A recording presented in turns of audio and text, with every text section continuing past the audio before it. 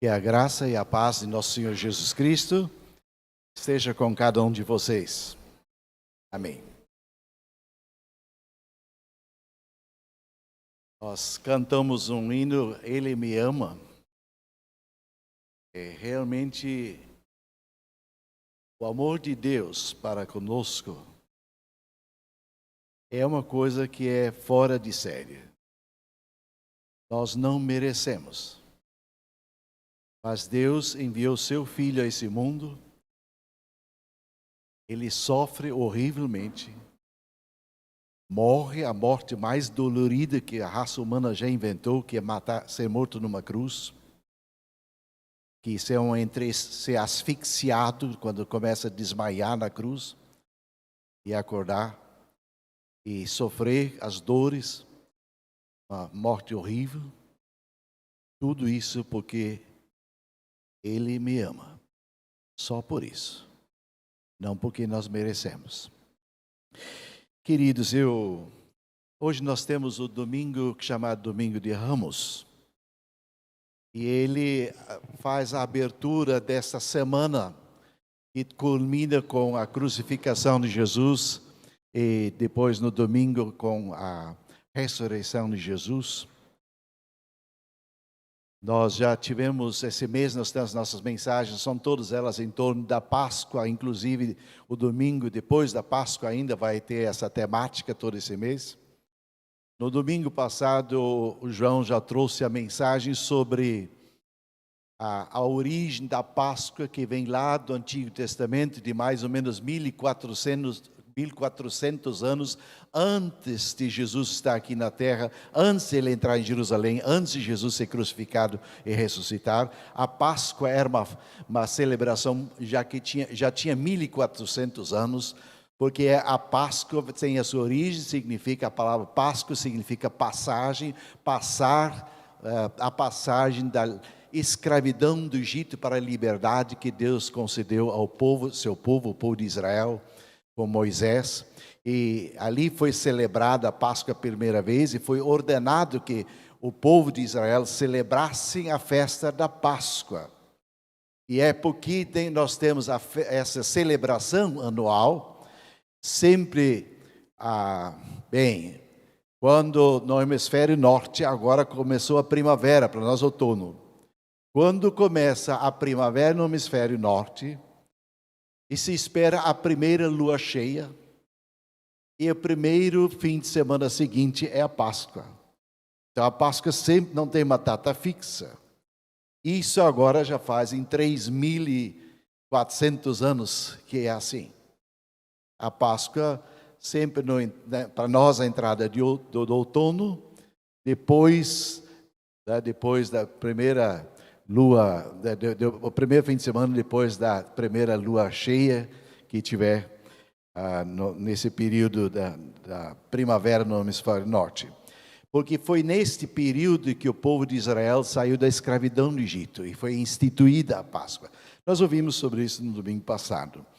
Hoje nós queremos olhar o texto da entrada de Jesus em Jerusalém, Mateus capítulo 21, versículos 1 até 29.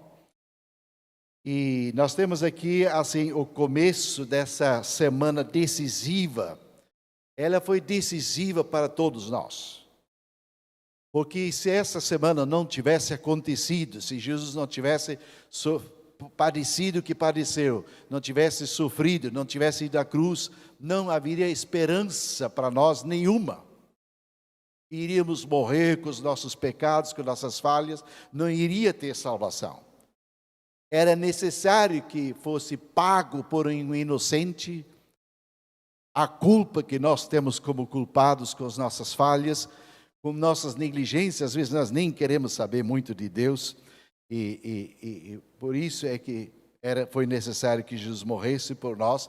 Ele assume o lugar como inocente de nós que somos os culpados, para que nós que somos os culpados ficássemos inocentes se nós cremos em Jesus e cremos nisso que Deus fez. Agora, essa entrada de Jesus em Jerusalém, eu vou lendo assim. Eu já preguei sobre isso mais. O primeiro lugar que fui pastor foi em Bagé, no Rio Grande do Sul. em 1971. Então, já faz muito tempo.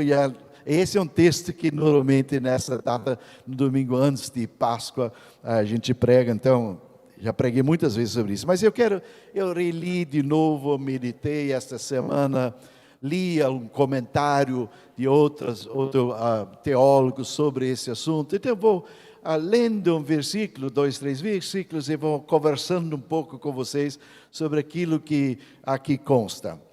Mateus 21, vou ler primeiro o versículo 1. Quando se aproximaram de Jerusalém e chegaram a Betfagé. Vamos ficar já por aí.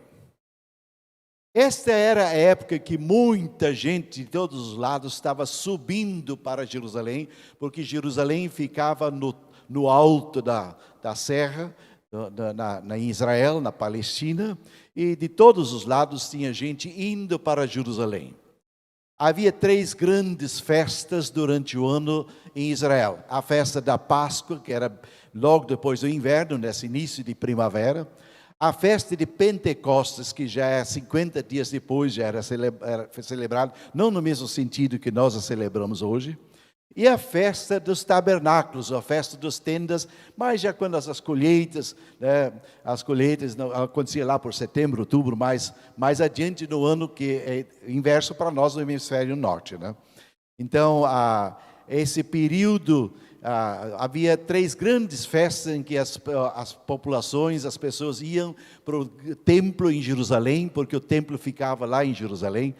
E Jesus, assim como as multidões estavam indo, Jesus e os discípulos também foram, vindos do norte, vindo da Galileia, circundando a Samaria, que todos os judeus normalmente evitavam passar pela Samaria, indo ao longo do Rio Jordão, chegando em Jericó, e de lá subiam a serra até chegar em Jerusalém, vindo do lado leste, do lado do nascer do sol, subindo a serra. E quando chegava perto do topo do que era o Monte das Oliveiras, antes do Monte Sião, sobre o qual estava construída a cidade de Jerusalém, onde estava o templo, chegando ali ficavam as aldeias de Betânia e um lugarejo bem pequeno chamado Betfagé. Betfagé, na realidade, significa simplesmente, essa palavra traduzida para o português significa o lugar dos figos. O lugar dos figos, devia ter alguns pés de figo. Aliás, o texto logo depois fala de uma amaldiçoação, onde Jesus amaldiçoa uma figueira. É possível que tenha sido ali mesmo. Mas, ao chegar ali naquele topo, você já está a 1 quilômetro de ver o grande templo de Jerusalém, que ficava no limiar, uma paredão alto construída, porque ficava numa parte íngreme, outro do lado do Vale de Cedrão. De frente você vê Jerusalém, e bem na frente a grande área do templo, que ocupava 1/4 da cidade de Jerusalém. E o paredão ali do templo tinha 80 metros de altura, era muito alto, então era uma visão fantástica. Quem via, chegava no topo do Monte das Oliveiras agora e conseguia enxergar. É aqui que Jesus chegou. Então ele chega em Betfagé. Então agora Jesus está pisando num terreno sagrado dos judeus, porque para os rabinos judeus, a cidade de Jerusalém era terreno sagrado, porque lá ficava o templo. Mas como o templo ficava bem no limiar do lado leste da cidade, então incluía como sagrado até o Monte das Oliveiras. E Jesus chega ali, nesse limiar da terra sagrada. Para os judeus era considerado como terreno sagrado. E então, assim, a 1 quilômetro, vendo já o templo, vendo Jerusalém pela frente, Jesus agora está chegando nesse lugar, pisa nesse terreno sagrado, e curiosamente, eles entrariam nesse terreno sagrado montado nesse jumentinho, e só sairia de lá expulso, excluído, com uma cruz nas costas. Curiosamente, o terreno sagrado que deveria ser do Messias, do Filho de Deus, é o lugar que ele entra e onde ele é expulso. Ele é excluído. E Jesus é crucificado fora da cidade, não para aquele lado da cidade, mas para o lado do norte, saindo para o lado do portão de Damasco, provavelmente. Então, isso nos faz esse relato, na realidade, ele significa o início da via dolorosa de Jesus. Porque Jesus sabe muito bem o que vai lhe suceder ali. Jesus sabia que lá seria torturado, rejeitado, condenado pelas lideranças religiosas de Israel e também em conluio com as lideranças políticas dos romanos, como Pôncio Pilatos, e até o Herodes, que não governava lá, mas governava no norte, onde Jesus atuou muito, na Galileia. Havia um complô, um conluio que acabou em rejeitar esse Jesus. Então, esse relato, que parece assim tão glorioso, ele não é tão glorioso assim.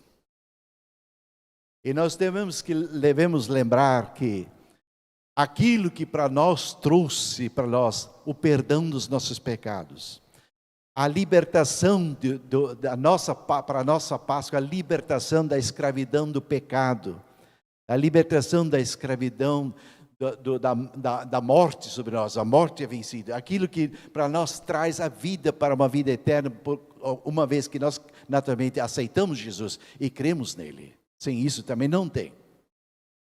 Isso foi muito pesado e foi muito doloroso.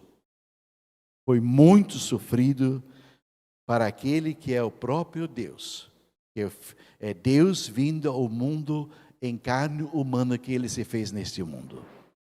Então é uma coisa extremamente dolorosa.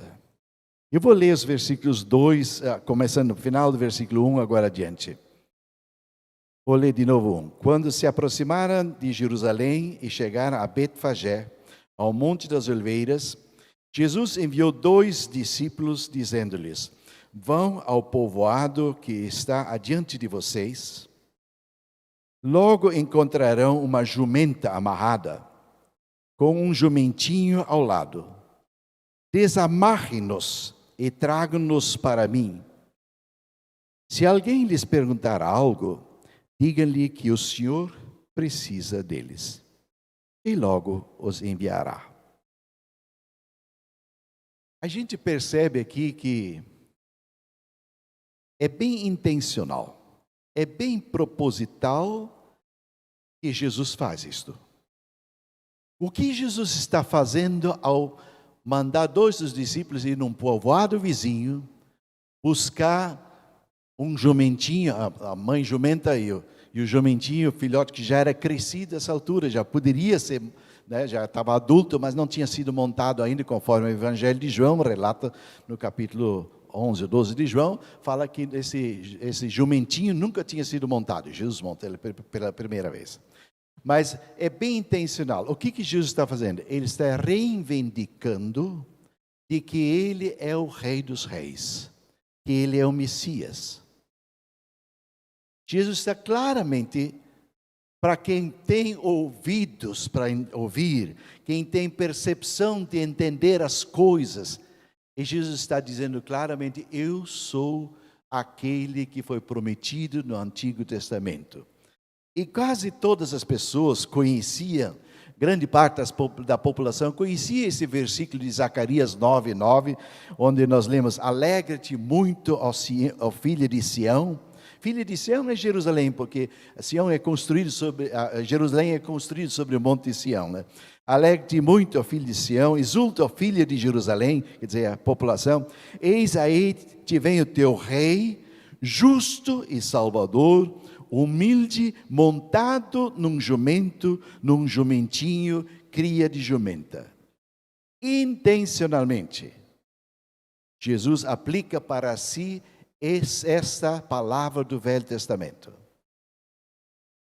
E ele entra em Jerusalém, sinalizando claramente quem ele é. Que ele é o Messias, que ele é o Salvador, que ele é o rei, o filho de Davi, que seria o que governaria para a eternidade. E é interessante que o próprio Deus Pai, toma as providências para que tudo aconteça de acordo. Aqueles 2 discípulos vão, de fato, numa aldeia vizinha lá, encontram uma jumenta amarrada num poste ou numa árvore lá, ou numa cerca. E um filhotão adulto já de jumento, um jumentinho junto. Justamente naquela hora. Justo naquela hora, isso não é comum ter isso assim, numa aldeia, de achar isso assim. Mas é exatamente isso que acontece. Deus está cuidando para que tenha lá. E tem uma jumenta lá amarrada, e tem um jumentinho adulto junto. E talvez nem precisasse estar amarrado, porque ainda estava ali junto com a sua mãe. Tá? E é impressionante, interessante como Deus cuida de detalhes pequenos. É assim que Deus age também na minha vida, na sua vida. Jesus sabe, e Jesus, que tem uma sintonia com o Pai, sabe que vai estar aquela jumenta lá, aquele jumento. Por isso que ele manda os 2 discípulos lá. E estava de fato preso, não estava solto, estava amarrado, assim, exatamente como estava ali, bem naquela hora. É assim que Deus também tem cuidado, sabe de tudo a nosso respeito. Ele sabe o que vem pela frente. Ele sabe o teu amanhã. Ele sabe o teu futuro. Deus sabe o que você vai fazer, o que você não vai fazer. Certo ou errado, Ele sabe. E se você anda nos caminhos de Deus, Deus vai providenciar que as coisas sejam de acordo com a sua vontade.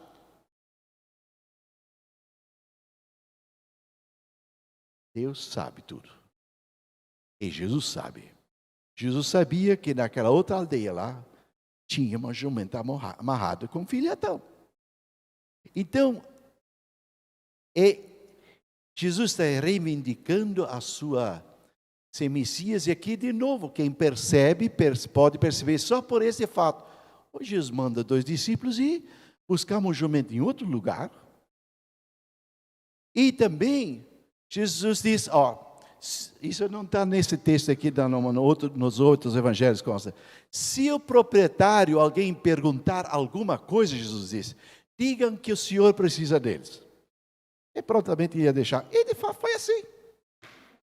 Um estranho, que nem os discípulos, os 2 discípulos não conhecem, eles começam a desamarrar o jumento, aquela jumenta, o jumentinho, e o dono, ou alguns ali da casa perguntam, eles perguntam, né, quando ele pergunta, o que vocês vão fazer com o meu jumento? Se o Senhor precisa deles, ele prontamente deixa. Deus cuida dos detalhes. Deus é um Deus que sabe das coisas detalhadas, mais pequenininhas da nossa vida, o que vem pela frente. Por isso, quem crê no Senhor, pode confiar com respeito ao seu futuro. Nós não sabemos. Eu não sei quanto tempo vou viver, já estou com 70 e poucos, né? Não sei se vou viver mais 1 ano, se vou viver ainda 20 anos, não sei. Mas eu posso confiar em Deus. Eu sei que Deus tem preparado para mim. O nosso filho que faleceu disse, pai, não tenho medo da morte, eu sei para onde eu vou. Eu sei para onde vou. Então quer dizer, Deus sabe. Então eu só estava refletindo sobre isso. É interessante como Deus cuida aqui desses detalhes, Deus providencia, né? E tem lá de fato tem aquela jumenta, aquele jumentinho amarrado, e o homem cede mesmo, de boa vontade, não tem problema não. O texto de João diz depois que Jesus depois mandou devolver de novo esses jumentos para o proprietário. Mas acontece exatamente assim, e assim também Deus cuida da sua vida, minha vida. Por que andar ansioso? Por que andar ansioso? Deus sabe. E se há uma coisa acontecer que não era bem o que você queria, também isso Deus sabe. Deus sabe. E se você está em Jesus Cristo, você crê em Jesus, confie que Jesus disse: eis que estou com vocês todos os dias, até o fim. Sempre estou com vocês.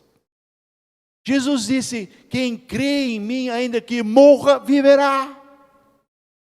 Então, se Ele disse, é porque vai ser assim, confie. Jesus disse: assim como Ele ressuscitou, aqueles que creem nele e realmente põem sua fé nele e no que Jesus fez na cruz, perdão para a sua salvação, vão ressuscitar, vão ter uma vida eterna com Deus. Não sabemos como vai ser direito, mas vai ter.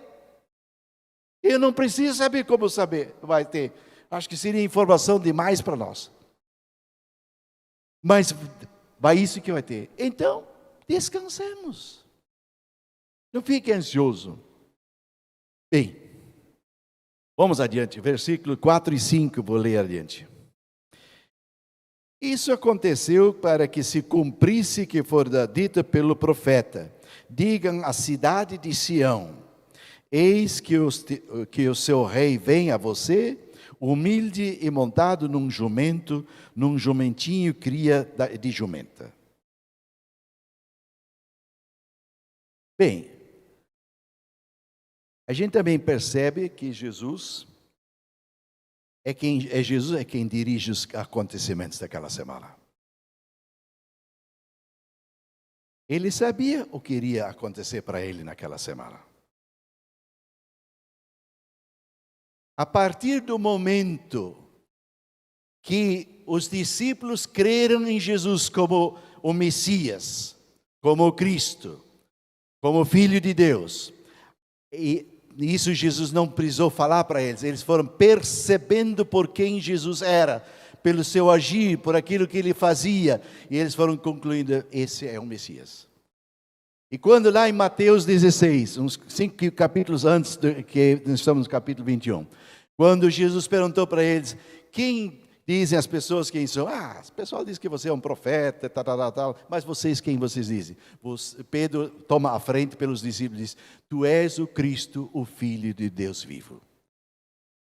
A partir desse momento, exatamente a partir desse momento que os discípulos tinham clareza de quem era, que Jesus era o Salvador, que era o Messias, Jesus começou imediatamente a dizer para eles, já em 16, 21, logo depois da declaração de Pedro, lemos assim: Jesus começou a explicar aos seus discípulos que era necessário que ele fosse a Jerusalém e sofresse muitas coisas nas mãos dos líderes religiosos, dos chefes dos sacerdotes e dos mestres da lei, e fosse morto e ressuscitasse no terceiro dia. E Jesus repetiu isso um monte de vezes para os seus discípulos. Jesus sabia muito bem o que ia acontecer para ele naquela semana. Não são as autoridades de Jerusalém, não é o diabo quem está dirigindo aquela semana, não é ninguém outro. Jesus está coordenando os acontecimentos que aquela semana acontecem. Ele está indo ao encontro da morte, mas praticamente Jesus está pedindo para a morte vir sobre ele. Ele poderia ter desviado? Claro que poderia. Ele não precisava ter entrado lá em Jerusalém naqueles dias. Ele mesmo disse para Pilatos, ele disse: se meu reino fosse desse mundo, então eu teria ministros, então os meus ministros iam cuidar para que não acontecesse isso, que eu fosse entregue para ti, Pilatos. Jesus sabia. Então Jesus está conduzindo. Então não é fatalidade, não é que Jesus não pudesse se esquivar da morte. Jesus foi ao encontro. Por quê? Porque isso era decisivo para a humanidade. A humanidade não tem solução. É morte para nós, é inferno para nós com os nossos pecados, se Jesus não morresse pelos nossos pecados. E se ele não ressuscitasse e vencesse da morte, não haveria vida depois da morte para nós. É um fato histórico, não é uma filosofia, uma ideia.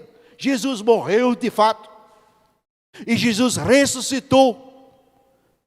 Esse é um fato histórico, e é sobre um fato histórico que a nossa fé se fundamenta. Então, irmãos, Jesus está conduzindo os fatos nesta direção quando acontece isso que está acontecendo nesse relato. E ao entrar montado no jumento, Jesus cumpre a profecia, cumpre as escrituras, como diz aqui. E ele está reivindicando com isso que ele é o Messias, o Salvador prometido, ainda que as pessoas esperavam ele de um jeito e ele era diferente do que eles esperavam. Então, queridos, Jesus ele está coordenando os acontecimentos daquela semana. E não as autoridades que eram contra ele de Jerusalém, que tinham ciúmes dele, tinham invejas dele. Deixa eu ler o versículo 6 e 7 agora. Os discípulos, na sequência, os discípulos foram e fizeram o que Jesus tinha ordenado. Trouxeram a jumenta e o jumentinho, colocaram sobre eles os seus mantos e sobre estes Jesus montou. Eu só queria observar 3 coisinhas aqui sobre esses 2 versículos. Em primeiro lugar, é interessante que aqueles 2 discípulos nem questionam a ordem estranha de Jesus. Jesus diz, vão lá para outra aldeia, vocês vão encontrar lá uma jumenta, né, está amarrada, com um jumento adulto já junto, né, que é o filhote dela, e vocês desamarrem, trazem, se o homem lá, alguém reclama, disser qualquer coisa, diz, o senhor precisa desse, que ele vai ceder. Depois vocês vão devolver. Mais adiante no dia vocês vão devolver. Mas é interessante que os discípulos não questionam. Eles vão. É meio estranho, puxa, ir lá na outra aldeia, vai ter lá uma jumenta, vai ter uma jumenta amarrada com um filhote de jumenta. Não, eles nem questionam. Por quê? Os discípulos já tinham aprendido quem é o Senhor. Eles viram Jesus fazer milagres, coisas que ninguém pode, são impossíveis de ver. Eles viram Jesus, por exemplo, aquele cego de nascença, de ser curado, que era adulto já, era cego de nascença e ele enxerga. Eles viram Jesus curar pessoas que eram paralíticas e serem curadas. Ou mesmo nos fatos, eles tiveram que aprender até meio com as duras penas a confiar em Jesus. Jesus disse uma vez, vamos para o outro lado do lago. Tinha muita gente, estava muito agitado, Jesus disse, vamos para o outro lado. E aquela noite Jesus estava cansado de tanta gente, aquele dia, e o dia já na volta dele, e Jesus deita naquele barco e dorme. E aí vem uma tempestade, aquela noite, e de fato ele estava por virar o barco, eles afundar e morrer, e os discípulos ficam desesperados. E desesperados, vem lá Jesus dormindo. Eles dizem, mas Senhor, eu vou morrer. E Jesus calmamente levanta, dá uma ordem para o vento, para a tempestade, calma, tudo bem, tudo resolvido. E Jesus disse, homens de pequena fé. O que Jesus tinha dito antes deles entrarem no barco antes de anoitecer? Jesus disse, nós vamos para o outro lado. Se Jesus disse, nós vamos para o outro lado, eles iam morrer no caminho? Não, eles iam para o outro lado como de fato foram. Irmãos, às vezes você pode ter alguma duvidazinha sobre depois, quando você morrer, que seu corpo já está apodrecido e Jesus vai ressuscitar no dia de voltar. Mas Ele vai. Se você crer, você vai. Você vai. É esse Jesus que eles já conheceram. Por isso que esses 2 discípulos, quando Jesus disse, vão lá, vocês vão encontrar na outra aldeia lá uma jumenta amarrada, para eles estava tranquilo que vai ser isso mesmo. Então eu queria dizer para vocês, nós aprendemos a fé à medida que nós caminhamos com Jesus. Por isso eu quero incentivar você a não andar longe de Deus, não andar longe de Jesus. Seja alguém que lê a palavra, seja alguém que ora, seja alguém que anda perto de Jesus, porque é assim que a sua fé vai se desenvolver. Esteja aqui, ouvindo a palavra de Deus. Uma segunda coisa para observar aqui, é aquilo que já falei antes. Eles foram, aí quando chegaram na outra aldeia, surpresa! Lá estava a jumenta amarrada. E um jumento já adulto junto. Acontece exatamente como Jesus falou. Então, o que isso nos diz? Que nós podemos contar com os mandamentos de Jesus e podemos contar com as promessas de Jesus. Se Jesus disse, eis que estou convosco, de vez em quando, todos os dias, até o fim. Então, porque Jesus está, você pode não enxergar, você pode não perceber, mas Jesus está. Jesus está. Em todo lugar que você estiver, se você é alguém que anda com Jesus, que crê em Jesus, Jesus está com você. Pode ficar em paz. A terceira coisa que queria observar. Trouxeram aquela jumento, não fica muito claro se Jesus montou nos dois ou só montou no jumentinho, mas a ideia é realmente que Jesus montou naquele jumento novo.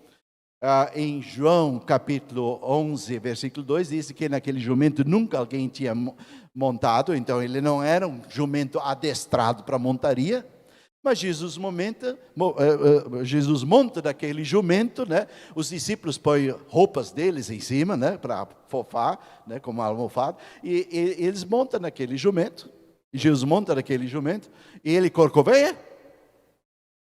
Não, ele não corcoveia. Ele não era adestrado, devia corcovear, né? Já tentou montar num cavalo, num jumento que não foi adestrado? Vai te jogar para baixo. Parece que aquele jumento, ele sabia quem é o seu Senhor, quem é o seu Criador, né? E tem crente, tem pessoas cristãs, que não deixam Jesus dirigir eles. Corcoveia sempre. Jesus tenta, né, não aceita um jugo de Jesus. Que é leve e suave, mas não aceita. Jesus diz, vai por aqui, vai por ali. Não, eu vou por aqui. Não, eu vou por aqui. Não, eu vou fazer do meu jeito. A palavra diz, seja alguém ora. Não, eu não preciso de orar. A palavra diz, alimente-se da palavra de Deus. Não, eu não preciso me alimentar da palavra de Deus. Aliás, se você não tem orando em família, por favor, compra um, começa a ler diariamente, se é possível, todos os dias, um texto da palavra de Deus, para você se alimentar também espiritualmente. Nós somos jumento chucro muito. Crente que é jumento chucro. Aliás, quase eu faço a pergunta, que tipo de jumento você é, mas isso não dá para perguntar, né?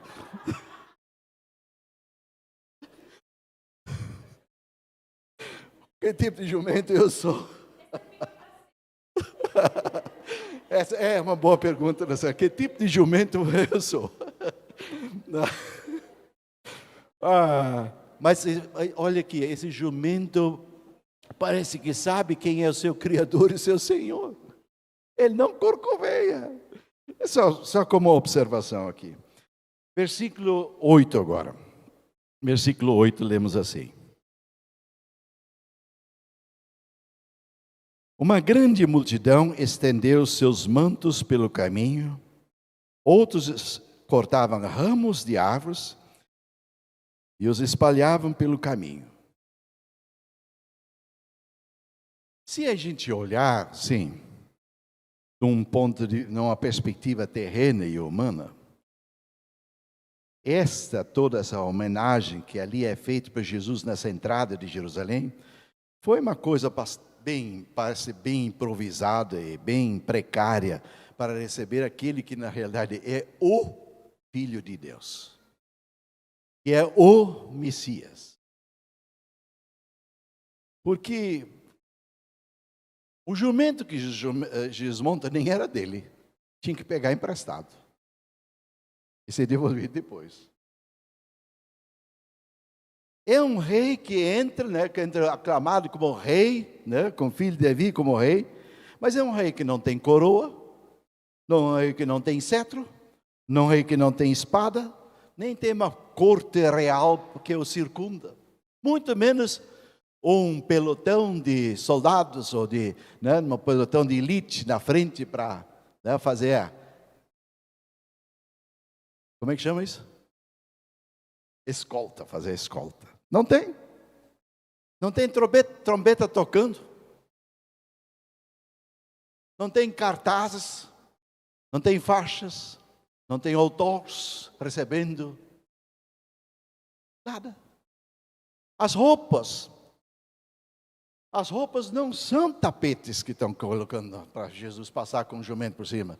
O que são as roupas? As roupas são as roupas sujas dos viajantes, suadas, que são colocadas ali, e em vez de tapetes, ou mesmo de ter cartazes, ou ter bandeiras à volta, corta ramos de qualquer galho na beira da estrada e vão colocando ali pela estrada. Então, se nós olharmos do ponto de vista humano, terreno, é uma homenagem fajuta. Mas o povo está fazendo isso de coração. E curioso que esse povo canta, eles pegam, porque era comum, havia uma das festas que havia, se cantava o Hallel, que era do Salmo 113 e 118, mas com foco no Salmo 118, que é sobre Hosana, aleluia, Hosana. E eles cantam nesse sentido, vão cantando isso à frente, mas quando aquela expectativa de que ele coloca das pessoas que estão saudando é bastante confuso na realidade. Porque hoje eles estão ali cantando Hosana ao filho de Davi, né? Hosana nas alturas, né? E boa parte dessas mesmas pessoas, nem uma semana depois provavelmente, estão gritando lá na sexta-feira de manhã, crucifico, crucifico. Mesmas pessoas, mesmo povo. É assim que é o povo. E alguns crentes são parecidos. Não sabem o que querem. Não sabem se acolhem Jesus ou rejeitam. Mas a reação nossa perante Jesus, assim como foi de Jerusalém, foi decisiva. Ela decide o destino de cada um de nós. O que Jerusalém fez com Jesus, condenando-o à morte, à cruz, não ficou assim. Nem 40 anos depois, a cidade de Jerusalém e o grande templo desapareceram do mapa. Isso aqui foi no ano 33. No ano 66, em agosto do ano de 66, o general romano Tito, cercou a cidade com o exército romano. Os judeus não se entregaram lá dentro. E ficaram quase 4 anos, até abril do ano 70. No abril do ano 70 já estavam quase tudo morto lá dentro. E aí os romanos entram, botam fogo, derrubam tudo, destroem o templo e arrasam a cidade de Jerusalém. E o general Tito ainda pediu, com carroças e coisa, pediu para carregar terra por cima e mandou lavrar por cima da cidade, para essa cidade desaparecer do mapa. A cidade rejeitou Jesus. Há consequências por aquilo que nós fazemos. Se você e eu não aceitamos Jesus, e nós a rejeitamos e queremos viver uma vida indiferente sem Jesus, há consequências. Diante de Jesus, nossa vida se decide ou para salvação ou para condenação. Essa multidão, alguns talvez estivessem aqui no meio que foram bem sinceros, mesmo que não entendessem direito esse Messias. Aliás, se nós olhamos um pouco adiante, né, nós vamos observar que os próprios discípulos, eu vou ler o versículo 9 ainda, porque fala sobre o que eles cantam. Versículo 9 diz assim: a multidão que ia adiante dele e os que seguiam gritavam: Hosana ao filho de Davi, bendito o que vem em nome do Senhor, Hosana nas alturas. E acho que muita gente tinha uma expectativa com o Messias. Muitos esperavam que Jesus fosse um rei, um salvador, que os salvasse dos romanos. Os romanos dominavam nessa época sobre eles. Os impostos eram caríssimos. Qualquer produto que você trazia para dentro da cidade para vender, 20% era para os romanos. E os publicanos, os cobradores de impostos, ainda cobravam bem por fora, assim, uma boa quantia. Então isso era pesado. Os romanos não deixavam liberdade, eles eram dominados. Havia a expectativa de muitos que Jesus fosse o Messias, o Salvador, que ia salvar eles da libertação do domínio dos romanos e que depois tudo ia ficar melhor. Aconteceu isso? Não. Não. Esse não é o Messias. Não é esse o Jesus. Mas eles tinham uma falsa expectativa de Messias. E aí nós temos que nos perguntar, quem é Jesus? Que Salvador, que Messias você tem na sua cabeça, na sua expectativa? Não é alguém que só te traz alguns benefícios, algumas bênçãos, e com o qual você não tem compromissos, com o qual você não tem responsabilidades?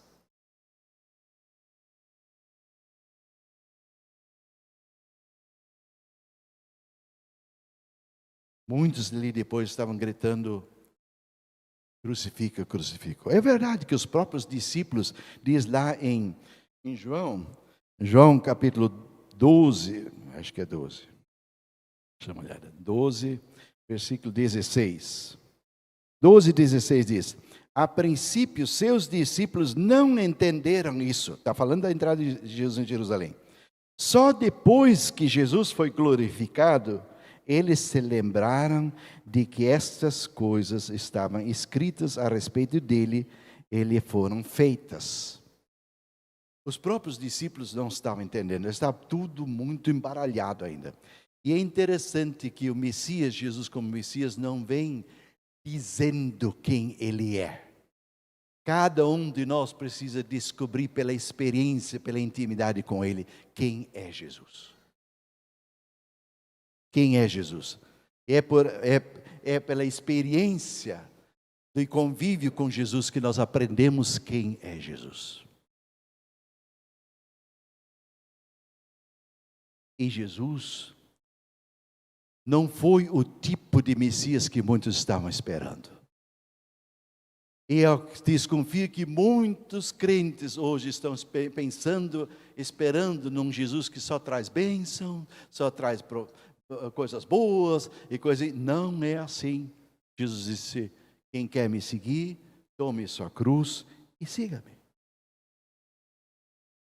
Há um preço a ser pago para seguir Jesus. Há mudanças que se exigem de nossa vida, no nosso comportamento, no nosso modo de ser.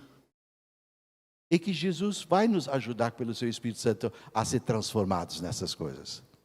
Mas há mudanças a serem feitas, a acontecerem em nossas vidas.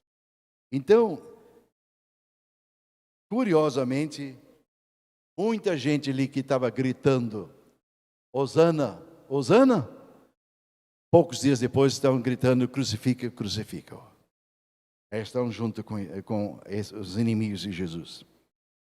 Mas essa chegada, a entrada de Jesus em Jerusalém, foi para Jesus, foi isso alguma coisa gloriosa?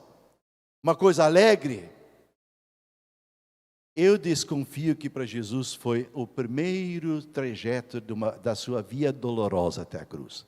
Porque ele sabia o que viria pela frente e o que estava acontecendo. No entanto, se nós olhamos, e como os discípulos, como olhamos para depois, nós olhamos para além da cruz, para além da ressurreição que nós conhecemos que Jesus ressuscitou, em que Ele vive, Ele é o Senhor dos senhores. Então nós podemos olhar nessa entrada de Jesus, de Jesus em Jerusalém como algo triunfal. De fato, Jesus é o Rei dos Reis. Ele é o Senhor dos senhores. Ele é o nosso Salvador. Ele é o Filho de Deus. Ele é a maior autoridade. O próprio Evangelho de João diz que o universo foi criado por Ele, pelas mãos de Jesus. Jesus mesmo disse, antes que Abraão existisse, eu sou. Jesus já existia. Ele se tornou homem nesse mundo aqui. Ele é Deus do universo. E essa aclamação, Hosana ao filho de Davi, Hosana nas maiores alturas, deve ser nosso louvor, porque essa experiência, porque vai chegar o dia que Jesus voltar. E neste dia as trombetas vão tocar, que naquele dia não tocaram. Neste dia vão ser ressuscitados todos os que morreram em Cristo Jesus, que morreram e o seguiram de fato. Não dá para fazer essa promessa para quem não crê. E quem não quis seguir, mesmo que ele tenha conhecimento de Jesus. Mas a promessa de Jesus, quem crê vai ser ressuscitado e vai ter vida eterna. E esse vai ser o grande dia, porque Jesus vai voltar. E esse aqui, nesse sentido, essa entrada de Jerusalém, esse canto, desse canto que é colocado aqui no versículo 9, que o povo canta, é um prenúncio, é um anunciar sobre o Jesus que vai voltar. Hosana ao filho de Davi. Hosana das maiores alturas a Jesus. Ele vai voltar em glória, como exaltado, para buscar, ressuscitar e buscar os seus, para uma vida eterna para nós. E nesse dia, como diz o texto das Escrituras, todos os joelhos se dobrarão. Nos céus, isto é, os anjos e os demônios vão dobrar o joelho. Na terra, os homens que estiverem vivos, o que estiver vivo na terra, e debaixo da terra, o que já estiver enterrado, e vai ressuscitar também, vai dobrar os seus joelhos perante Jesus. Porque Ele é o Messias, Ele é o Senhor. Hosana ao filho de Davi. Hosana nas maiores alturas. Amém. Vamos ficar em pé?